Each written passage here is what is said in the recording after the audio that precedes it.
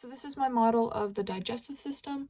I'm going to be talking about how food travels through the whole entire thing and each part of the digestive system and how they all work together. So I'm going to start with the beginning of the digestive system, and this is the mouth. So food enters the mouth through here, and then the gums and the teeth and the lips all work together to break down the food. So there are 4 different types of teeth. The incisors, these are usually used for cutting, the canine teeth for tearing, the premolars for grinding, and the molars for crushing. So all of these different teeth work together to break down the food into smaller bits. The lips and the gums also play a role in crushing that food, and that's by holding the food in place. So it's easier for the teeth to grasp onto the food. So your saliva is actually a huge part of making the food softer to go down the esophagus. The saliva will actually start being created before you even take your first bite.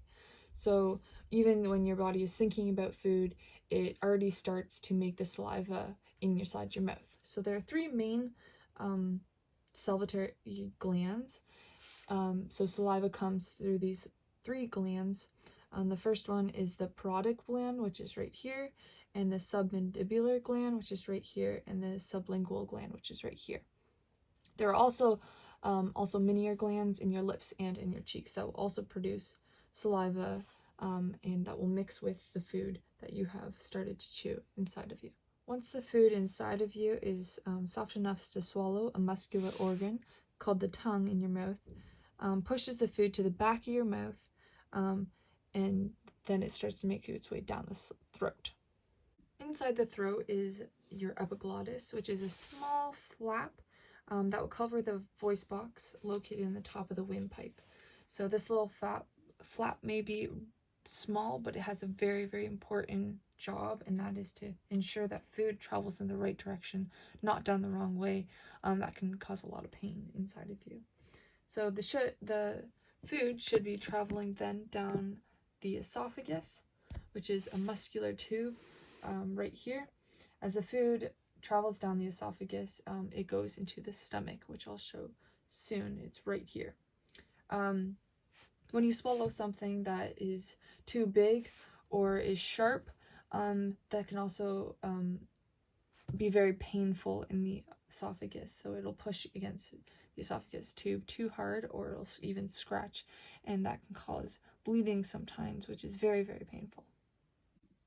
So food will then travel down the esophagus and end up near the esophageal sphincter. This is a small valve that relaxes, letting food travel into the stomach, and then will tighten after the food is in the stomach, so it won't travel the wrong way back up the esophagus. The stomach is located on the left side of the upper abdomen. This is a large organ that has ridges all over it, allowing it to expand when it becomes full and to contract as well. The stomach holds the food while it mixes with enzymes and acids. So the food begins to break down during this time inside of the stomach. The gastric juices that form inside of the stomach lining, are there to protect and break down harmful substances in the body that enter the stomach. So such as alcohol or aspirin, the stomach will actually absorb it. Once the stomach has processed all the food that has entered your body enough, it will empty it into the small intestine, which is connected right here. One crazy thing I learned is that the small intestine can stretch all out, and then it will measure up to 7 meters long. So this tube digests the food even further, but it's a process that is 7 meters long. So it's all folded up inside your abdomen, so it will fit inside of your body. The small intestine is connected to the stomach by the first part of it called the duodenum, right here. So this first part is called the duodenum. Here it mixes with enzymes from the pancreas, and the pancreas is right here. So a bit about the pancreas. Pancreas is located right behind the stomach, but in front of the spine. This is connected to the small intestine through a small tube called the pancreatic duct. This duct will attach to the small intestine, so all the digestive juices that has enzymes that break down carbohydrates, fats, and proteins will travel through the pancreatic duct into the small intestine. Enzymes from the pancreas will also mix with bile from the gallbladder, and that's the gallbladder right there. The gallbladder is a pear-shaped beneath the liver, so this is the liver right here. The gallbladder holds all the bile and will release it through veins that attach into the small intestine again. I was talking about the liver a bit. The liver processes all of the nutrients that absorbs in the small intestine, so it'll go through here into the liver. It takes all the materials absorbed in the small intestine and makes it into chemicals your body needs to function. So it will release throughout all the body. The liver will also deoxify harmful chemicals that enter your body and break down many drugs that can be toxic to your body. So it's a huge part of the body and its health. So back to the enzymes and bile. So this mixture will carry away the waste and speed up the fat digestion.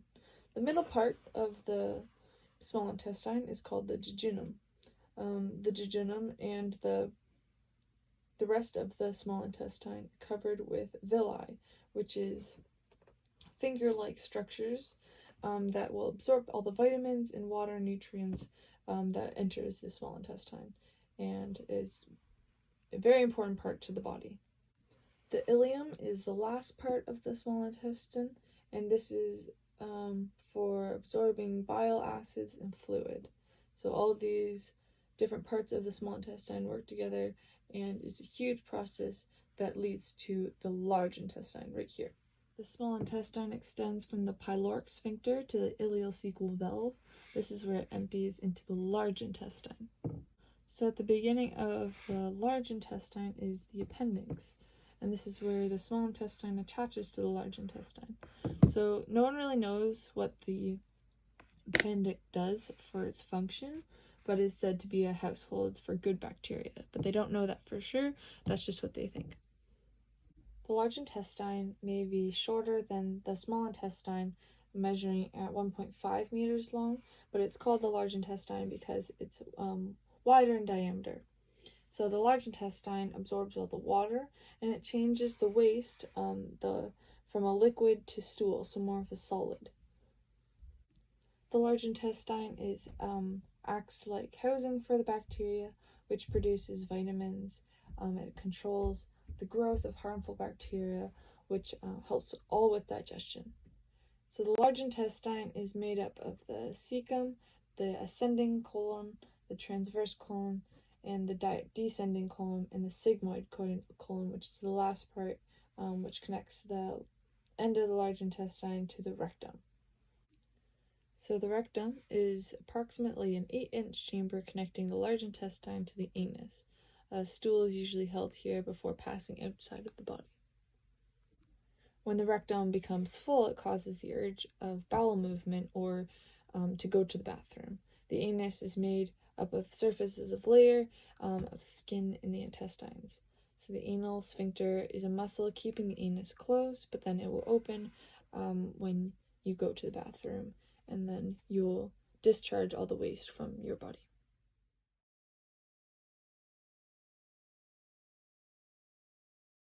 One disease or condition that happens in your digestive system are called gallstones, and that happens in your gallbladder right here. This usually forms when there is too much waste in your bile that is held in your gallbladder, or the bile doesn't empty from your gallbladder properly. So when the gallstones block the bile ducts leading into your intestines, this causes a sharp pain in your right abdomen, or right over here, where your liver is and where it connects to the small intestine. Usually medicine can dissolve these gallstones in your gallbladder, but if that doesn't work, you have to have surgery. The condition that happens in your body is vomiting or the stomach flu. So basically what happens is that any harmful substances that the stomach has detected or the body has detected that has emptied your stomach will want to be sent out through your mouth again. So it wants to get rid of those from your body. So this happens when the diaphragm, the chest walls, and the abdomen muscles all contract at the same time. So it squeezes your stomach, and then pushing all that pressure pushes it back through the esophagus and out of your mouth. So then it gets rid of anything that has seemed to be threatening your stomach.